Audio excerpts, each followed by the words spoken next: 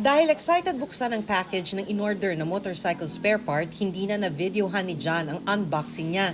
Pero pagbukas ng package, may damage ang item. Sinubukan ni John na papalitan ang damaged item sa seller at sa mismong platform. Kinontak ko yung seller, sabi ko ma'am, baka pwede po bang ibalik yung item kasi may damage. Hiningi niya po ako ng proof of video.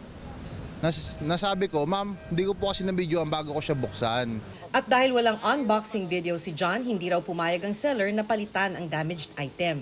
Tinapon ko na lang. Ayaw ni John sa no video, no refund na ipinatutupad ng ilang online seller dahil wala raw siyang laban dito. Pero okay naman ito sa ibang online buyers. Pabor po ako doon kasi gawa ng for safety na rin parehas. Protection din po sa bumibili. Pabor ka man o hindi, sabi ng DTI, bawal ito sa ilalim ng Consumer Act. Karapatan daw ng mamimili na palitan, i-refund o ipa-repair ang anumang sirang produktong na-deliver sa ilalim ng Consumer Act. Hindi kailangan ng unboxing video, mismong sirang produkto lang ang ebidensyang dapat niyang ipresenta. Walang kaiba yan dun sa mga deceptive sale na expectation versus reality. Sinabi mo, ito yung item na ibinibenta mo, tas iba yung dumating. So, it's all the same. Pare-pareho po yung violation ng Consumer Act na ang penalty po up to 300,000. Payo ng DTI, pagkatanggap ng depektibong item, magreklamo agad.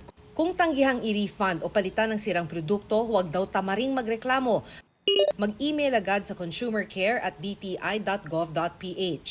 Sabi ng DTI, sa loob ng 7 hanggang 10 araw may schedule ng mediation o paghaharapin online ang seller at buyer. Kung walang mapagkasunduan, pag-aaralan ng DTI ang mga ebidensya at pahayag para makapagpasya kung sinong mananagot. Wala naman po tayong backlog dyan.